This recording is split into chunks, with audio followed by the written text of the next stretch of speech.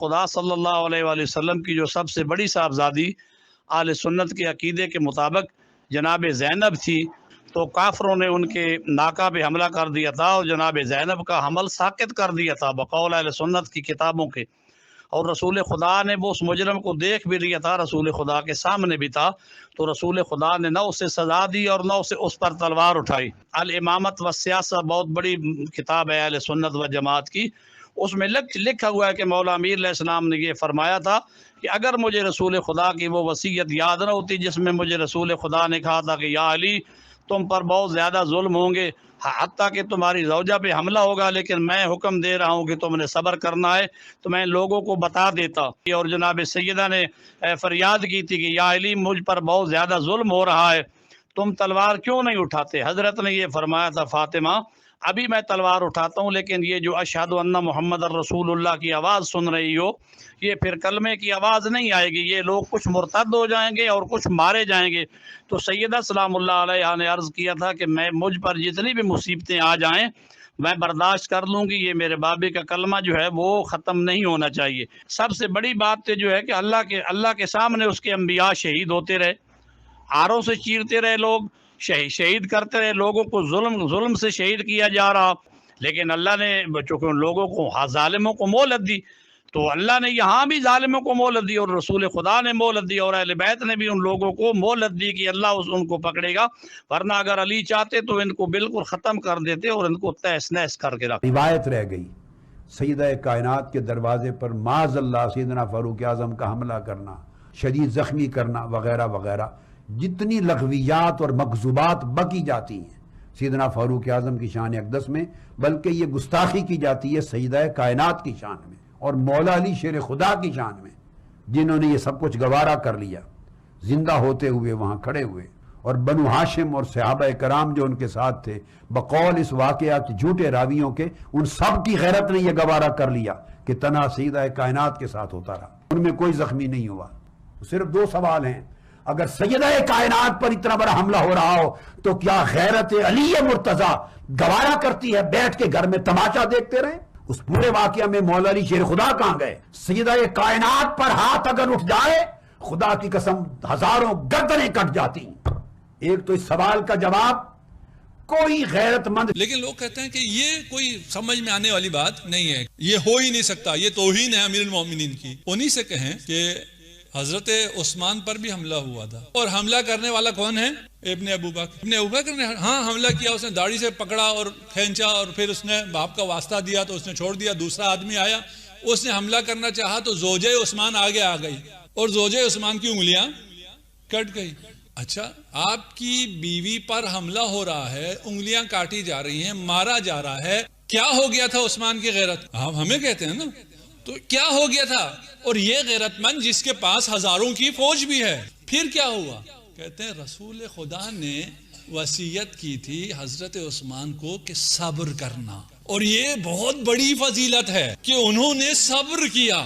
ہم آپ کو شیعہ سنی دونوں کتابوں سے روایت لا کے دے دیں گے جہاں رسالت مآب نے علی ابن ابی طالب کو صبر کی تلقین پر کوئی بولے میں نہیں ٹھہرتا، تیری ماں پر کوئی بولے تو نہیں ٹھہرتا، کسی اور کی ماں کو کچھ کہے وہ غیرت اور جلال میں آ جاتا ہے، تو حسنین کریمین کی غیرت پر کیا سمجھتا ہے کہ نعوذ باللہ انہوں نے کچھ نہیں کہا ہوگا؟ پھر کہا ہے تو پھر دکھاؤ۔ علی المرتضیٰ رضی اللہ عنہ کے بارے میں تو کہتا ہے ان کے پاس ذوالفقار تھی، اگر دروازہ بیوی پہ گر گیا تھا تو وہ ذوالفقار کہاں تھی؟ وہ کتنے رکھی ہو؟ یہ اوتے دکھاؤ نا، لا سیف الا ذوالفقار حدیث پاک ہے، وہ ذوالفقار کہاں تھی پھر وہ اس پہ اگر حرکت میں نہیں آئی تو میرے دوستو جھوٹ بولنے کی بھی تو کوئی حد ہوتی ہے۔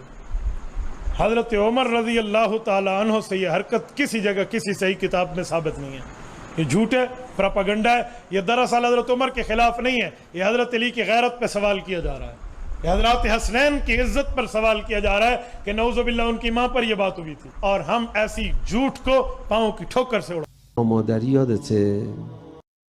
آپ کو حقیقی ماں اور نقلی ماں کا جھگڑا یاد ہوگا، جس میں ایک حقیقی ماں اور دوسری نقلی ماں تھی۔ ایک ماں کہتی ہے کہ یہ بچہ میرا ہے दूसरी कहती है ये बच्चा मेरा है। इस पर इमाम अली फैसला करने आए और इमाम ने कहा बच्चे को आधा आधा कर दिया जाए। हकीकी माँ ने कहा बच्चा मुझे नहीं चाहिए, दूसरी माँ को दे दो, बच्चा इसका हो जाए, बच्चा जिंदा तो रहेगा। यकीन करें इस्लाम के साथ कुछ ऐसा ही हुआ। हकीकी माँ और नकली माँ वाला झगड़ा हुआ। कुछ लोगों ने इस्लाम को ज़ाती मलकियत समझ लिया और अइम्मा अहले बैत दूर से ही इस बच्चे को जिंदा देखते रहे। हजरत ज़हरा जब मस्जिद से वापस आई, लोगों ने उनसे लातलकी और तौहीन की और घर वापस आकर कहा या अली काश मैं मर जाती, इस मंजर को न देखती। इसके बाद फरमाया अली जान आप एक बच्चे की तरह जो माँ के पेट में होता है इस तरह एक कोने में क्यों बैठे हुए हैं? उन्होंने मेरी मस्जिद में तजलील किया। इस पर इमाम ने कहा ऐ फातिमा जान ये अजान की आवाज़ सुन रही हो? फरमाया क्या आप चाहती हैं कि ये अजान की आवाज़ बरकरार रहे? तो आपने कहा जी हाँ मैं ये चाहती हूँ। तो इमाम अली ने फरमाया बस रहने दो कि मैं ये तलवार को हाथ ना लगाऊं। मेरी माँ के बारे में आप अल्लामा खोई की मौज मरसारी देख रहे रावी, ये झूठे रावी, सारा फसाद इस अबान ने डाला है कि अपनी तरफ से एक किताब करकर सुलैम के नाम लगा दी या सुलैम झूठ बोल गया। इसके अलावा दुनिया में ये जुल्म कहीं नहीं है। आप किताबें निकलवा लो, साबित करें शिया उलमा अपनी किताबों से कि ये रावी सच्चा बा जिसने ये किताब फैलाई, सारे जुर्म के इन्होंने ये किया, हुजूर के बाद ये किया। तो खुदा के लिए शिया हजरात भी तौबा कर लें, ये जुर्म इनके कोई नहीं देखे ना सुनी, ये अपनी तरफ से बातें करें, ये भी मौका पर नहीं थी। जो बात दलील से साबित होती है उसको ले लें। मैंने ये कागज कलम के बारे में साफ कह दिया ना कि हजरत उमर अली ने जो कुछ किया गलत। इब्ने हज़म जैसे कहते हैं कि उन्होंने बहुत बड़ी खता की है, उन्हें क्या हक था? हुजूर लिखवाना चाहते लिखवाने देते। जो बात सही होगी शाह साहब मैं वो कह दूंगा, मुझे किसी का डर नहीं, ना मैं परवाह कर, मगर बात को बढ़ाना बनना चाहिए अपनी। दरवाजे पे हमलावर मौला अली ने क्यों नहीं बचाया? चलो अगर मौला अली तलवार उठाते क्या होता? जरा से प्रैक्टिकली सोचो क्या होता। इमाम हुसैन के साथ क्या हुआ? शहीद हो गए ना। मौला हसन ने जब देखा जब कोई साथ नहीं दे रहा तो इमाम ने क्या किया? सुलह की ना। क्यों? अगर मौला उस वक्त लड़ते और शहीद हो जाते तो बकाए दीन का क्या होता? हाँ बहादुर थे अली, जितनी भी जंगें थी मौला की वो 1 by 1 थी। लेकिन अगर पूरा मक्का मदीना अली के खिलाफ हो जाए और मौला तको तनाव, जब इमाम ने कहा था कौन है जो अली का साथ दे, तो अली तलवार उठाने के 4 लोग मस्जिद में मौला के पास गए, 4 लोग। इमाम ने कहा मैं 4 लोगों के साथ जंग कैसे लड़ूंगा? जंगे सिफीन में अगर 1 मैन शो करना होता तो मौला पूरा लश्कर क्यों लेकर जा रहे हैं? इमाम फरमाता लोगों का साथ नहीं, मैं जंग कैसे लड़ूंगा? असल है इमामत का साथ देना, वरना मौला अली तो क्या परवरदिगार आलम अगर चाहे तो क्या फिरौन के लश्कर को नहीं उलट सकता था? खुदा चाहे तो आज सारे फिरौनों को खत्म नहीं कर सकता। भाई अल्लाह को 1 मैन शो नहीं करना। उसे दुनिया में अगर फतह चाहिए तो लोग लड़ें अपनी फलाह बहबूद के लिए। या अली मिसलो का मिसरुल काबा, तेरी मिसाल काबे की तरह है। अगर लोग तेरे पास आएंगे तो अली फिर उठते हैं, वरना लोग नहीं आते तो इमाम पर भी वाजिब नहीं है। अब उसका ये तस्वर है मौला तलवार उठाते, सीधी बात थी मौला शहीद हो जाते। जिन लोगों ने हसन को नहीं बख्शा, करबला तेरे सामने आए। ये लोग जो एतराज करते ना अली तलवार उठाते, उनको करबला का मंजर दिखा। हुसैन ने तलवार उठाई थी, क्या हुआ था हुसैन के साथ? बच्चे मारे, बहनों को असीर किया, बेटे को मार दिया, भाई को मार दिया। 6 महीने के असर को भी लोगों ने नहीं छोड़ा। वही सियासी जंग थी। अली कैसे खड़े होते? क्योंकि फौज उनके पास थी, लोग उनके पास थे, कबीले उनके पास थे, नामुमकिन था खड़ा होना। उस वक्त बेहतरीन काम यह था कि लोगों का असली चेहरा दिखाया जाए, और वो चेहरा दिखाने के लिए बेस्ट ऑप्शन था कि जनाब सैयदा दरवाजे पर जाए, ताकि तारीख में आने वालों को पता चले इन्होंने नबी की बेटी का भी एहतराम नहीं किया। अच्छा, कुछ ऐसे मेरे अहले सुन्नत के बरादरान कहते हैं कैसे मुमकिन है जनाब सैयदा के साथ जुल्म होते? मैंने कहा ठीक है, नहीं, लेकिन ये बता करबला में उसी नबी की नवासियां थी कि नहीं? सैयदा ज़ैनब कौन है? सैयदा सकीना कौन है? ये कौन है? ये नबी की नवासियां हैं। क्या उनके साथ जुल्म नहीं हुआ? क्या हुसैन के साथ जुल्म नहीं हुआ? तो ये मत कहो नहीं हो सकती। करबला का वाकया पॉसिबिलिटीज को जाहिर कर रहा, दिखा रहा है। लेकिन ये इंसान कब समझता है? जब इंसान अक्ल से उससे दरवाजे पे और उन्होंने फिर जाकर आग लेके गए थे, उसका भी वो ये रवायतें कमजोर हैं, हम नहीं मानते इन रवायतों को। मुसन्नफ इब्न अबी शैबा वाली गलत रवायतें हैं। अगर ये रवायतों को आप सही मानेंगे तो सैयदना उस उमर के बारे में अगर ये रवायतें सुन्नी खुद ही पेश करेंगे तो फिर वो क्या मुंह दिखाएंगे? एक छोटी सी बात के ऊपर जो है वो इस लेवल का एक रिवेंज नजर आना वो गलत है। हम इन रवायतों को सही नहीं समझते। मौला साग साहब का भी ये मौक़िफ़ था कि ये रवायत जाली है। शेख ज़ुबैर साहब ने मुझे खुद बताया था कि मैं पहले इस रवायत को सही समझता था, लेकिन मौलाना साग साहब ने जब मेरी तरफ पैगाम भिजवाया तो मैंने इस पर गौर किया तो मैं भी इस रवायत को सही नहीं समझता। अगरचे अहले हदीस और गुलाम मुस्तफ़ा ज़हीरी इस रवायतों को सही समझते हैं और उल्टा वो तावील करते हैं कि इसमें तो हज़रत फ़ातिमा की बड़ी शान बयान हो रही है कि भाई खिलाफत के लिए मशवरे हज़रत फ़ातिमा के घर होते थे। تو جا کے حضرت عمر نے دھمکی لگائی.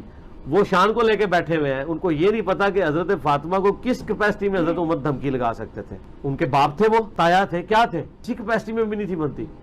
اگر ان روایتوں کو ڈیفینڈ کریں گے پھر حضرت عمر کو آپ ڈیفینڈ نہیں کر پائیں گے. پھر ہم تو ڈنگے کی چوٹ پہ کہیں گے کہ جو بندہ اس روایت کو صحیح مانتا ہے اس کو ماننا پڑے گا کہ حضرت عمر نے حضرت فاطمہ کی توہین کی ہے اور اس کی وجہ سے رسول اللہ کا دل دکھا ہے. ان روایت کو صحیح مان بھی لیا جائے نا تو پھر حضرت علی کی پرسنالٹی پر بھی سوال تو کھڑے ہوں گے نا کہ یہ سارا معاملہ ہو رہا تھا تو حضرت علی کہاں موجود تھے. اور یہ مطلب منطقی طور پر سمجھ نہیں آتی یہ بات. یہ تو باتیں ان کو سمجھائیں نا جو یہ روایتیں بیان کر رہے ہیں. ہم تو روایتوں کو نہیں صحیح سمجھتے. ہم تو کہتے ہیں کہ حضرت عمر کا جو غلام یہ روایت بیان کر رہا ہے وہ اس زمانے میں حضرت عمر کا غلام نہیں تھا جس زمانے کا یہ واقعہ ہے, وہ سند بیان کرے نا.